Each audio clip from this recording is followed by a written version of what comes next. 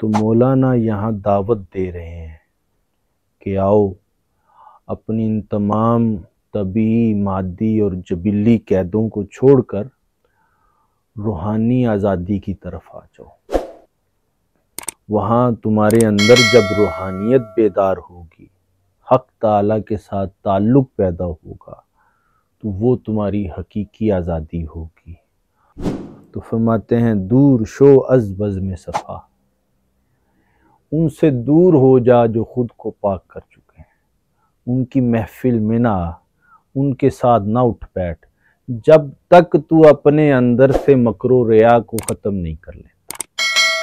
خود کے دکھاوے کی جو زندگی ہے وہ ختم نہیں کر لیتا، خود کو بڑا دکھانے کی جو تمہیں عادت پڑ گئی ہے اس کو ختم نہیں کر لیتا۔ بگذر ازیں گفت تہی مست شو از خمر خدا، تو فرماتے ہیں یہ کھوکھلی باتیں چھوڑ دے، تو کھوکھلا ہے، تو اندر سے ختم ہو چکا ہے، اور اب کس چیز سے خود کو بھر؟ مست شو از خمر خدا، وہ خدا کی طرف سے جو ملنے والی شراب معرفت ہے اس سے خود کو بھر لے، وہ جام پی اور خود کو سیراب کر لے۔ اعوذ باللہ من الشیطان الرجیم، بسم اللہ الرحمن الرحیم۔ رب اشرح لی صدری ویسر لی امری واحلل عقدۃ من لسانی یفقہوا قولی۔ صدق اللہ العلی العظیم۔ اللہم صلی وسلم وبارک علی سیدنا وحبیبنا محمد النبی الامی الکریم وعلی آلہ وصحبہ اجمعین۔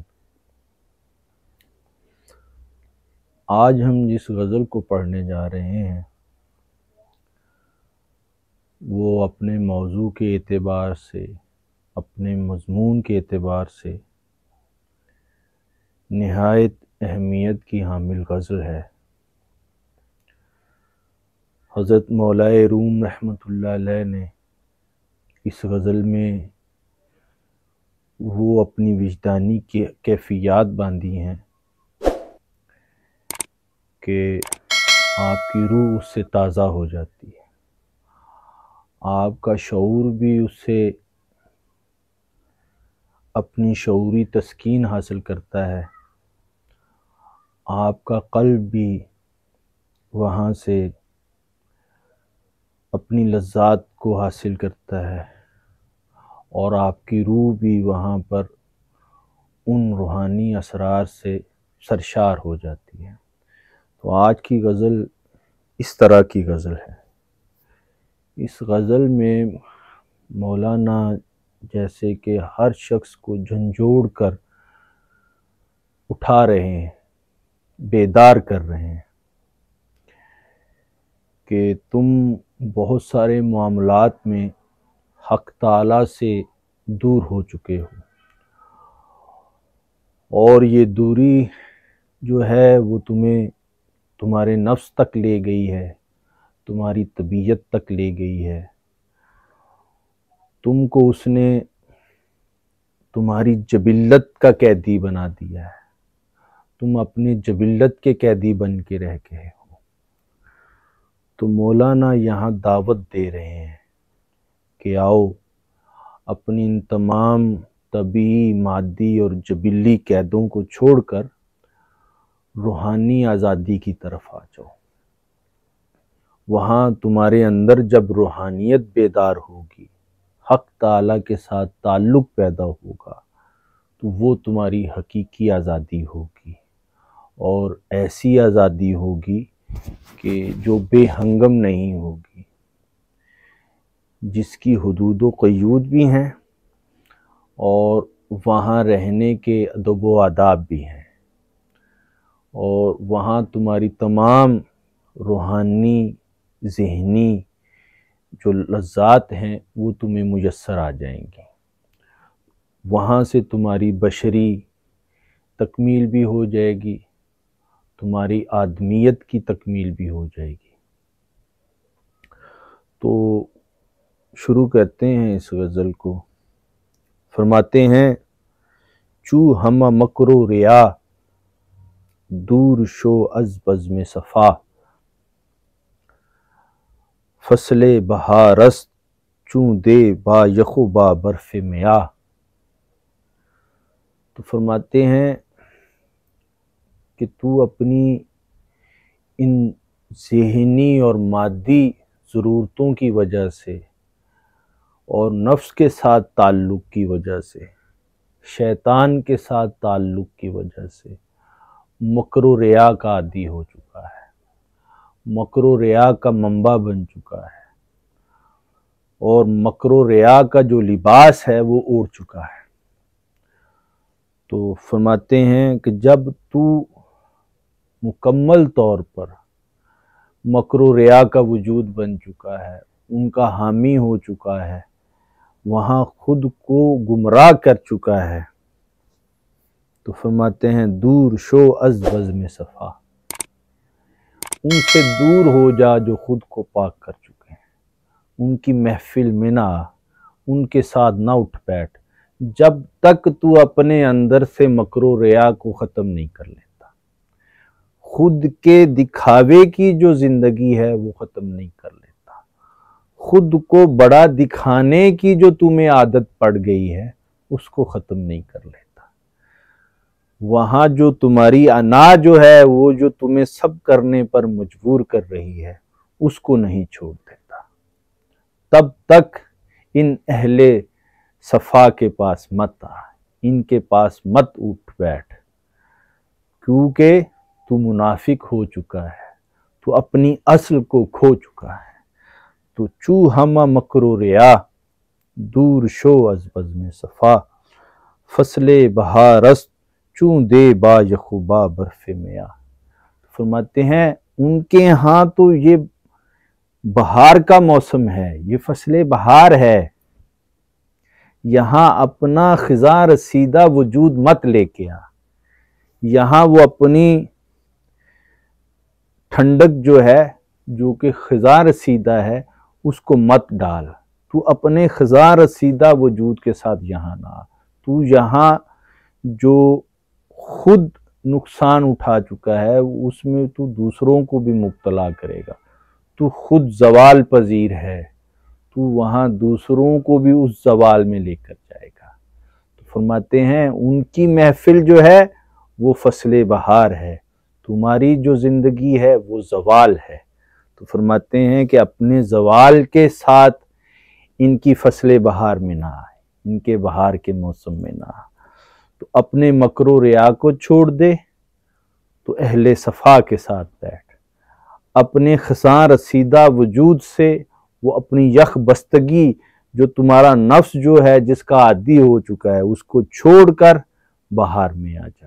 نہیں آ سکتا تو پھر وہ فصل بہار جو ہے اس کو خراب مت کر، پھر اپنے مکر و ریا کے ساتھ اہل صفا کی محفل میں مت آ۔ تو آگے اب یہ جو مکر و ریا میں پڑے ہوئے لوگ ہیں، یہ جو زوال پذیر لوگ ہیں، ان کو مخاطب کر کے کہہ رہے ہیں عیسی جاں بفلک لشکر او گشت ملک مان خر تن بزمی مان خر تن بزمی در طلب کارو کما۔ فرماتے ہیں کہ تم دیکھتے نہیں ہو کہ عیسیٰ علیہ السلام وہ فلک پہ پہنچ گئے، ان جیسی نسبت رکھنے والے لوگ، ان جیسی صفت رکھنے والے لوگ افلاک کے دوسرے درجوں میں سیر کر رہے ہیں، وہ روحانی عروج میں چلے گئے ہیں، اور وہاں جو فرشتوں کے لشکر ہیں وہ ان کے ساتھ چل رہے ہیں، اور اب کیا ہے مان خرتن بزمی در طلب کارو کما، اور تو گدھے کی طرح اس زمین پر ہی ابھی پڑا ہوا ہے، اپنے نفس کی زمین پر، اپنے شعور کی زمین پر، اپنی مادی جبلت کی زمین پر، اپنی طبیعت کی زمین پر، اور کیا ہے یہاں وہ گھاس کھا رہا ہے اور اس طرح کے کام کر رہا ہے۔ تمہیں اپنی مادی جو ضرورتیں ہیں اور اپنی جو مادی خواہشات ہیں ان کو پورا کرنے کے علاوہ کوئی چیز نہیں ہے، اور یہ گدھوں جیسا کام کر رہا ہے۔ حضرت عیسیٰ علیہ السلام جیسی صفات کا حامل ہو جا اور پھر اوپر روحانی بلندی جو ہے وہ حاصل کر لے، اور گدھا بننا چھوڑ دے۔ یہ جو گدھا پن ہے نا، یہ تمہیں خراب کر رہا ہے۔ تو آگے فرماتے ہیں، ذرے یا رست دلم گرچے ازیں آب و گلم، پیشے چنی لال و گہر قدر نہ باشد شبا راہ۔ فرماتے ہیں یہاں کچھ ایسے لوگ ہیں جن کو حق تعالیٰ نے سونے کے وجود کے ساتھ بھیجا ہے، وہ سونے جیسا وجود رکھتے ہیں، لیکن ظاہر میں وہ پانی اور مٹی ہی کا ایک وجود ہے، لیکن وہ اپنی اصل میں سونے جیسے ہیں۔ اور اب فرماتے ہیں پیشے چنی لال و گہر، وہ ایسے جیسے کہ یاقوت اور ہیرے جیسے لوگ، ان کے سامنے جو ہے اپنا یہ پتھر جیسا وجود مت لا اور خود کو وہاں قیمتی نہ جان۔ تو ابھی پتھر وجود ہے، تو خود کو ابھی قیمتی سمجھ رہا ہے، تو وہاں اپنے آپ کو اس لال و گوہر کے مقابلے میں لا کے کھڑا کر رہا ہے۔ فرماتے ہیں ابھی تم میں وہ چیز نہیں آئی، جب تک تو اپنے اندر سے تزکیہ و تصفیہ نہیں کرے گا، تو روحانی بالیدگی حاصل نہیں کرے گا، تو پتھر وجود ہے، تو پتھر ہی رہے گا، تیری کوئی قدر و منزلت نہیں ہے، اور تو ایک نقلی پتھر ہے۔ تو اپنا اصلی ہونا جو دکھا رہا ہے وہ اصل نہیں ہے، تو ایک نقلی پتھر ہے۔ تو یہ اپنا نقلی پن جو ہے اس کو ختم کر اور اصل کی طرف آ جا، تاکہ تو ایک روحانی اور ایمانی وجود بن سکے۔ آگے فرماتے ہیں لفظ شکر نیز شکر غرہ شو زیں بگذر، کہیں شکر اندر دہنت پیش ز گفتار مخا۔ فرماتے ہیں لفظ جو شکر ہے وہ میٹھا نہیں ہے، وہ تو لفظ ہے بولنے میں، تو لفظ میٹھا نہیں ہوتا بولنے میں جو آتا ہے۔ تو فرماتے ہیں غرہ شو، یہ اپنی انا جو ہے اس کو ختم کر دے اور یہاں سے آگے گزر جا، ٹھیک ہے، لفظوں میں نہ پھنسا رہ، یہ ظاہر ہے، اپنے باطن میں آ، کہیں شکر اندر دہنت، یہ جو مٹھاس ہے یہ تمہارے دہن میں ہے، یہ تمہارے منہ میں ہے، یہ تمہارے اندر باطن میں ہے، ٹھیک ہے، پیشے سے گفتار مخا۔ تو یہاں جو ہے وہ اس طرح کی جو باتیں ہیں وہ نہ کر، یہ حقیقت تمہارے باطن میں موجود ہے، تو وہاں جو ظاہر میں پڑی ہوئی چیزیں ہیں ان میں نہ پھنس۔ وہ ظاہر جو ہے جو کہ تمہارے مادی وجود کے ساتھ جڑا ہوا ہے، جس کا تعلق فقط تمہارے ذہن اور دماغ کے ساتھ ہے، تو اس میں نہ آ، لفظوں کی جو ایک جال ہے اس میں مت پھنس، وہاں حقیقت کو محسوس کر، اور وہ حقیقت تمہارے اندر موجود ہے۔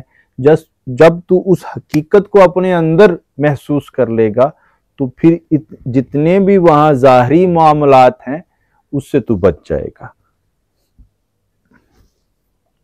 تو آگے فرماتے ہیں حال با از کال تو را عمر با از مال تو را، بگذر ازیں گفتے تو ہی مست شو از خمر خدا۔ تو فرماتے ہیں اپنے حال کو اپنے کال سے بہتر کر لے اور اپنی عمر کو اپنے مال سے بہتر کر لے۔ تمہارا حال اگر بہتر نہیں ہے تو تمہارا کال جو تمہارا ظاہر ہے وہ کسی کام کا نہیں ہے۔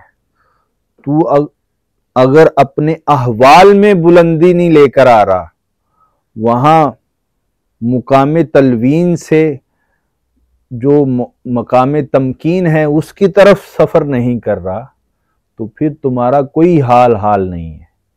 تو پہلے اپنا حال درست کر لے، وہاں جو تمہیں روحانی لذات چاہیے، وہاں جو روحانی بلندی چاہیے، اس میں لگا رہ، وہ حاصل کر، روحانی لذات اور کیفیات حاصل کر، اور اپنے قال کو چھوڑ دے۔ وہ جو شعور کے ساتھ علم کی صورت میں جڑا ہوا ہے، ایسا علم جو تمہیں حقیقت سے دور کر رہا ہے، اس سے بچ جا، اور اپنی عمر کو یہ مال کمانے میں نہ ضائع کر، اس کی قدر کر، اس کو حقیقت کے ساتھ جوڑ کے رکھ، اور اس حقیقت کے ذریعے سے تم پر جو حقیقت آشکار ہو رہی ہے اور وہاں سے جو رزق تمہیں مل رہا ہے، اس سے خود کو بہتر کر۔ بگذر ازیں گفت تہی مست شو از خمر خدا۔ تو فرماتے ہیں یہ کھوکھلی باتیں چھوڑ دے، تو کھوکھلا ہے، تو اندر سے ختم ہو چکا ہے، اور اب کس چیز سے خود کو بھر؟ مست شو از خمر خدا، وہ خدا کی طرف سے جو ملنے والی شراب معرفت ہے اس سے خود کو بھر لے، وہ جام پی اور خود کو سیراب کر لے۔ تو آگے فرماتے ہیں نوح زمانی با یقین نشستہ بر کشتی دین، بر سر کشتیش نشیں باز رہے از خوف و رجا۔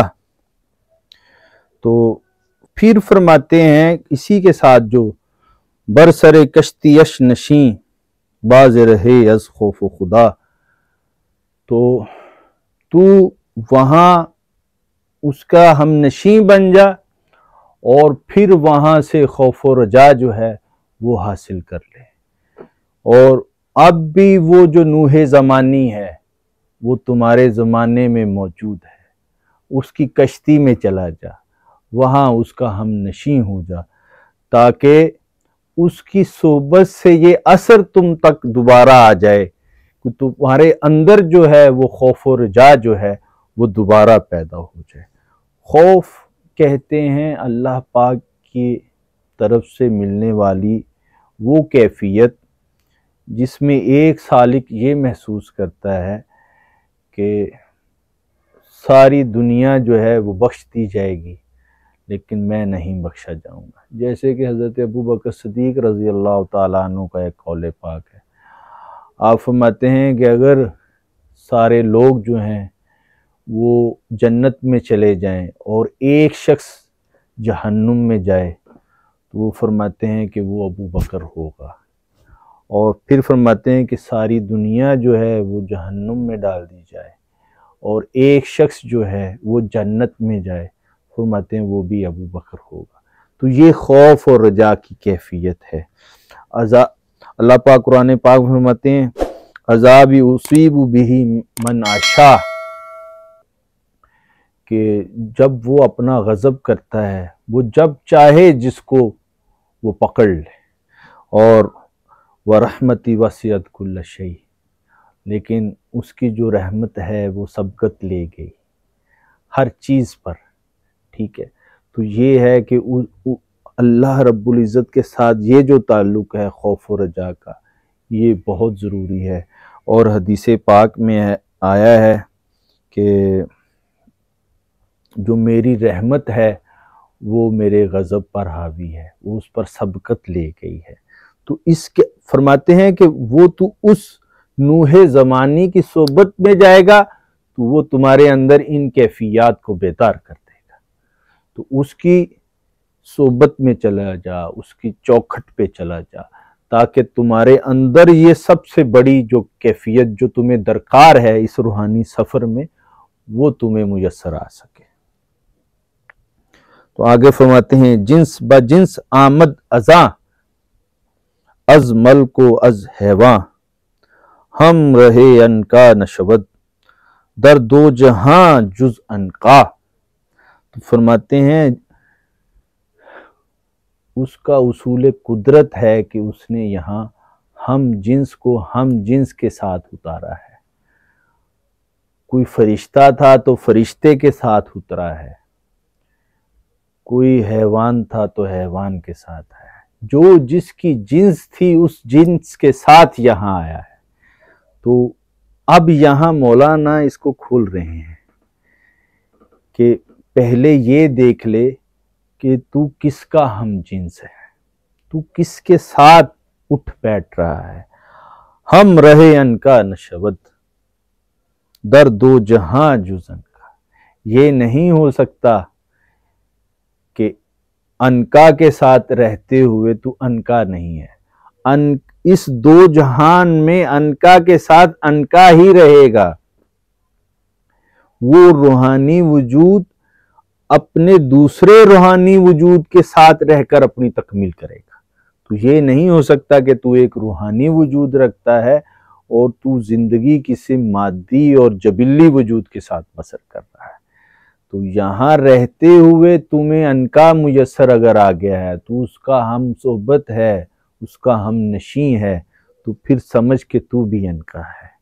اور آگے پھر اس کو ان اشعار کو کھول رہے ہیں کہ اب دیکھ کہ تو کیا ہے۔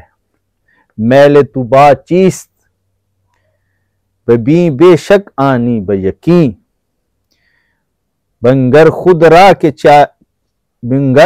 را کے چے اے زاغے و یا بازو ہما۔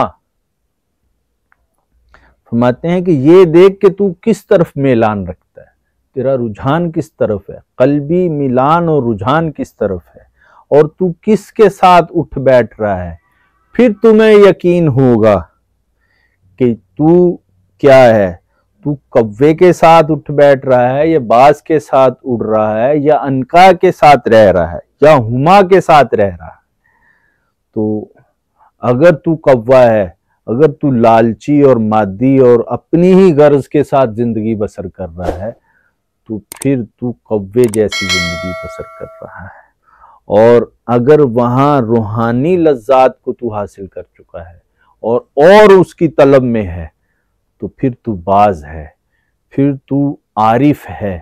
اور اگر تو دیکھ کہ تمہاری روحانی کشش تمہارے اندر اتنی پیدا ہو گئی ہے اور تو خود کو وہاں فنا کرتے چلا جا رہا ہے اور اس کے عشق کے راستے پر چلتا جا رہا ہے، تو پھر تو ہما ہے۔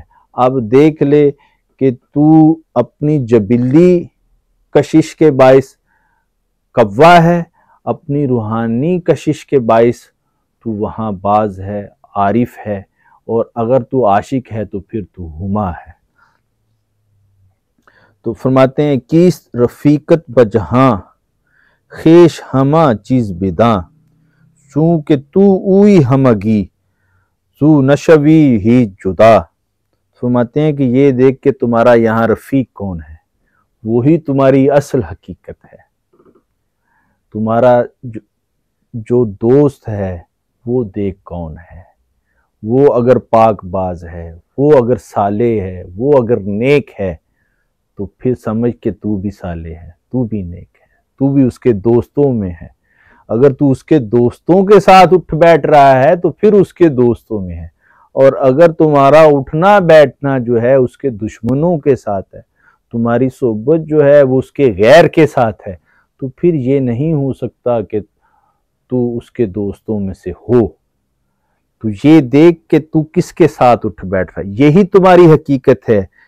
چونکہ تو اوئی ہمگی، تو وہی وہ ہے، تمہارے اندر جتنا اثر ہے وہ اپنے رفیق کا ہے، اپنے دوست کا ہے۔